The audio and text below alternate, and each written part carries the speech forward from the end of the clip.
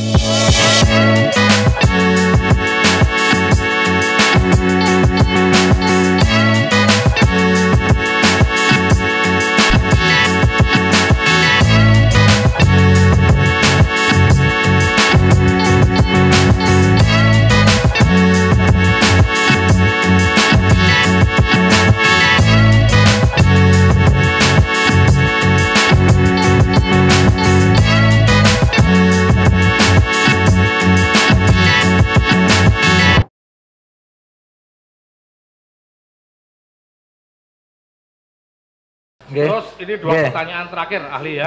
Silakan Pak Jaksa. Dalam konteks kekinian atau masa kini bahwa memaknai keonaran atau onar itu kan tidak dalam artian yang sempit karena dengan majunya teknologi dan perkembangan zaman, ya kan?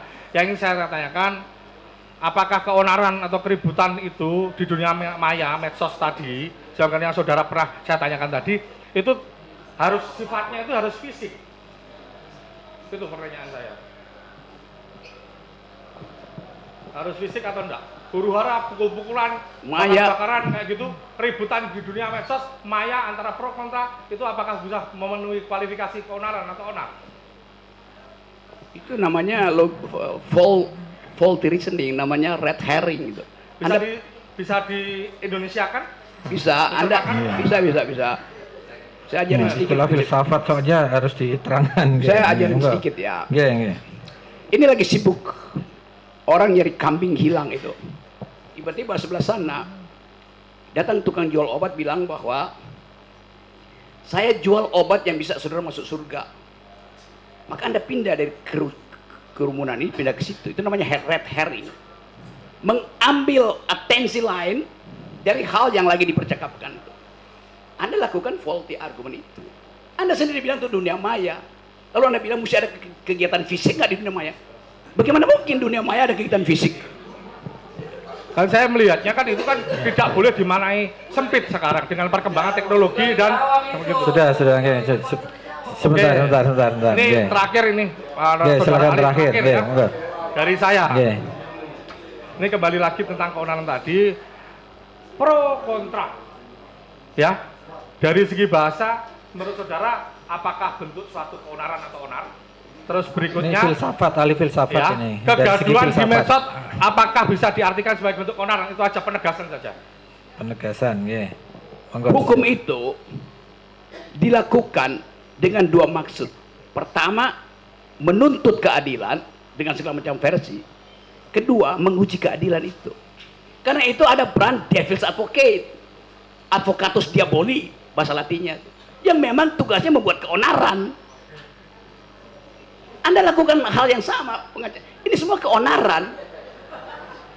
Kan itu maksudnya. Iya nggak fisik, tetapi nggak boleh.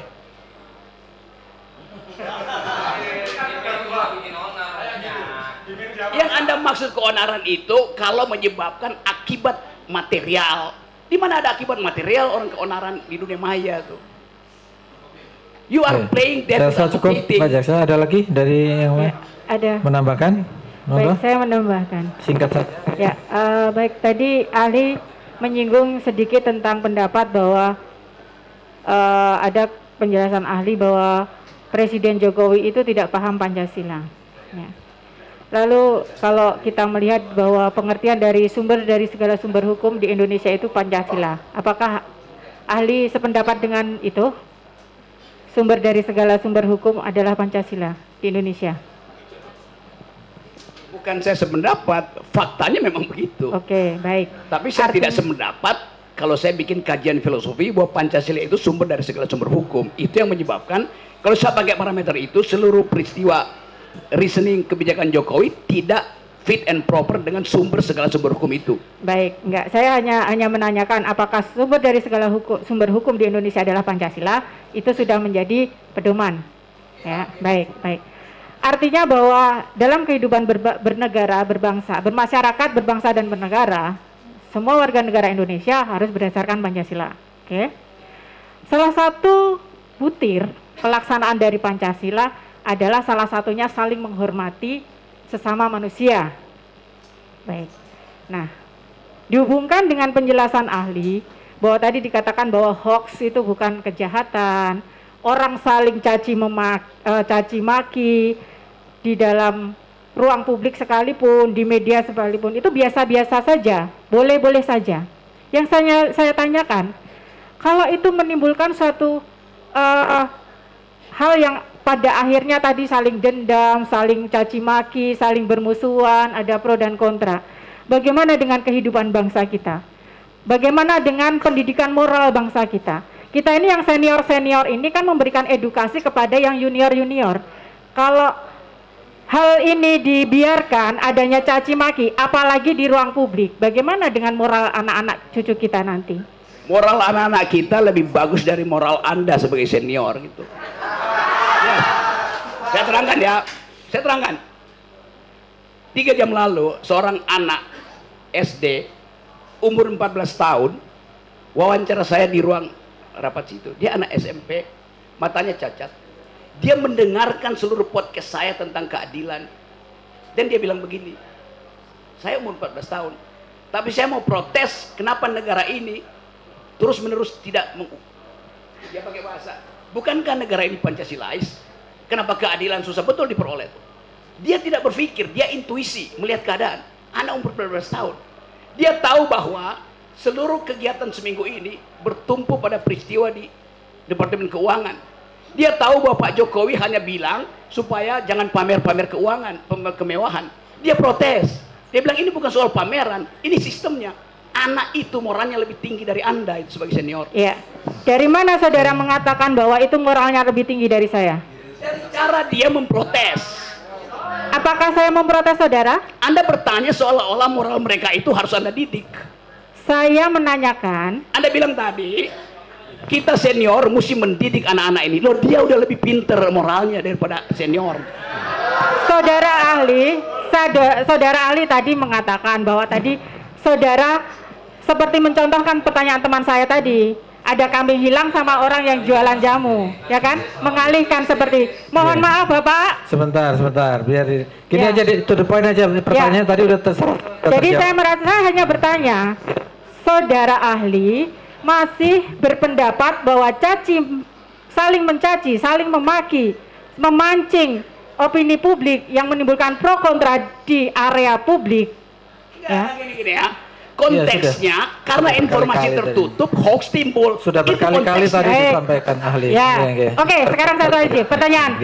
Saya tanya ahli, saudara ahli, secara pribadi, saudara percaya nggak dengan informasi yang disampaikan Bambang Tri? secara pribadi saudara percaya nggak dengan informasi yang disampaikan oleh Bambang Tri? Saya ingin informasi itu diuji di wilayah akademis. Nggak, saya tanya percaya atau tidak? Tunggu sebentar, tolong. Oke, nggak bisa, saksi atau ahli tidak bisa dipaksa. Oke, monggo, ahli monggo mau dijawab boleh, mau tidak jawab boleh. Oke, sebentar, sudah saya rasa cukup, oke, karena, itu, saya rasa tidak, saya rasa cukup nih. Izin yang mulia, bertanya. Mas ada? Masih yang mulia. To the point aja ya, supaya jangan berbelit-belit supaya to the point aja Tadi ahli menjelaskan mengenai penerapan perbedaan hate speech antara di Eropa dan Amerika terhadap menghujat seorang wanita. Yang saya tanyakan, hal-hal apa saja yang mempengaruhi hal tersebut? Ya mungkin contohnya tadi hate speech, mungkin penerapan hukuman seperti orang menabrak babi di Papua dengan di Jawa itu kan berbeda, mungkin hukum adatnya. Hal-hal apa saja yang mempengaruhi hal tersebut seperti itu? Ini ya, hate speech itu istilah di dalam hukum internasional yang dikaitkan dengan persoalan masa lalu di mana satu kelompok itu dihinakan, itu dasarnya. Ini bukan soal local wisdom, salah lagi Anda tuh, nggak ada urusan dengan local wisdom. Kenapa begitu? Supaya memproteksi potensi itu berlangsung ke depan itu. Itu intinya tuh. Jadi kalau saya terangkan etimologi, genealogi dari soal-soal itu, saya mau beritahu bahwa sistem berpikir kita dibuat sedemikian rupa sehingga kita lupa bahwa sesuatu itu ada sejarahnya tuh. Termasuk KUHP yang baru itu, kan kacau isinya kan? Karena nggak ngerti sejarah tentang hate speech itu. Jadi diterjemahan, oh hate speech artinya ujaran kebencian. Oh, hate speech itu kata utuh, nggak boleh diterjemahkan. Begitu terjemahkan, dia berubah menjadi fungsi untuk kita vote aja siapa yang yakin bahwa itu benar apa salah. Loh, itu nalarnya ada di situ. Jadi saya kasih kritik bahkan ke pembuat undang-undang. Anda nggak baca sejarah intelektual dari demokrasi, dari hukum itu. Itu pentingnya di Fakultas Hukum diajaran intellectual history, legal philosophy. Itu. Jadi kalau saya layani pertanyaan begini, itu saya cuma bayangkan. Kalian di Fakultas Hukum belajar apa itu? Kalian belajar undang-undang, bukan hukum. Saya semua tahu ya, kalau kita semua belajar filsafat, jadi Pak Jaksa, Pak pengacara juga tahu. Mungkin jawaban yang disampaikan oleh ahli mungkin saja tidak sesuai dengan apa yang kita pikirkan kan. Karena jawaban filsafat itu memang begitu. Tapi sudah cukup ya saya rasa untuk Jaksa, cukup ya. Mungkin dari majelis ada satu aja yang mulia. Ya, satu ada? aja terkait pendapat. Depan aja. Saudara, kita mau skor istirahat ya. Saudara ahli ya, satu aja terkait kebebasan berpendapat ya. Tadi ahli menjelaskan memang masyarakat bebas berpendapat, bebas mengutarakan kritik, kritis dan segala macam ya. Menurut ahli, apakah kebebasan berpendapat tersebut, apakah sebebas-bebasnya tanpa ada batasan-batasan, tanpa ada aturan-aturan yang diatur di dalam negara kita selaku negara hukum? Secara normatif tidak boleh ada larangan terhadap kebebasan berpendapat. Tunggu dulu. Secara normatif. Karena prinsipnya adalah hanya mungkin seseorang itu dihargai dignitinya kalau seluruh pendapatnya dia keluarkan. Penghalangan pertama kekuasaan, pengalaman kedua feodalisme, kultur, pengalaman ketiga ketakutan psikologi. Jadi di dalam teori tentang freedom of speech, di bagian penghalang itu yang dihilangkan, bukan kebebasannya yang dimajukan, penghalangnya yang harus disingkirkan. Begitu cara berpikirnya. Kenapa? Karena kebebasan itu tidak diberikan oleh hakim, tidak diberikan oleh presiden, tidak diberikan oleh jaksa. Datangnya dari hukum alam. Yang menghalangi itu hukum sosial. Maka tidak mungkin kita memaksimalkan kebebasan. Itu udah melekat di kita. Yang bisa kita lakukan, kurangi penghalangan itu. Begitu logikanya. Kami hargai pendapat ahli. Sebentar ya. Ahli sepakat kita di Indonesia ini adalah negara hukum ya.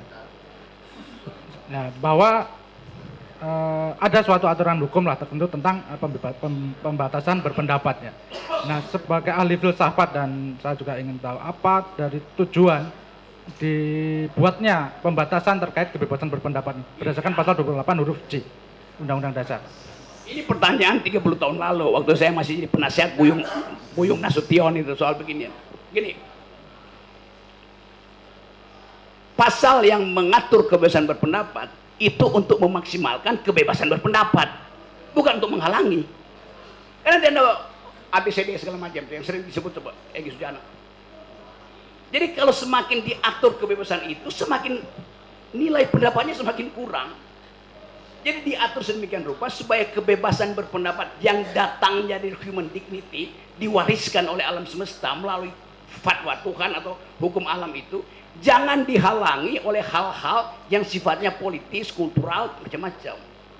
Jadi prinsipnya negativity, bukan positivity. Karena yang berpendapat itu manusia itu udah bagus. Yang mesti kita halangi mereka yang menghalangi kebebasan berpendapat. Jadi jangan dibalik, sama seperti logika Pak Jokowi. Jokowi bilang begini, demi kesatuan tidak boleh ada perbedaan. Loh, dari awal negara ini didirikan atas perbedaan. Jadi karena ada perbedaan maka diperlukan persatuan. Jangan dibalik, demi persatuan nggak boleh ada perbedaan. Itu ngaco logikanya presiden. Cukup? Sekali lagi ya, cukup aja. Ya, soalnya kita tadi ahli menyampaikan bahwa yang menerima hoaks adalah dungu ya. Masih ingat ya tadi? Yang menerima hoaks adalah dungu, bukan penyebar hoaksnya ya. Itu resiprokal aja kan? Ya. Ya, apakah ahli pernah menerima suatu hoaks yang kemudian menyebarkan hoaks tersebut? Nggak pernah saya nyebarin hoaks. Ya. Waktu perkara Ratna Sarumpait, pernah Anda menyebarkan bahwa... Kapan saya sebarkan itu sebagai hoaks? Anda mengetweet, mengatakan bahwa... saya terangkan ya. Anda nggak baca peristiwanya. Waktu peristiwa Ratna Sarumpait terjadi, saya ada di ketinggian 5.600 meter di Gunung Elbrus, suhu 26 derajat Celcius minus, angin 90 km. Bagaimana mungkin saya nge-tweet dari situ? Bagaimana mungkin?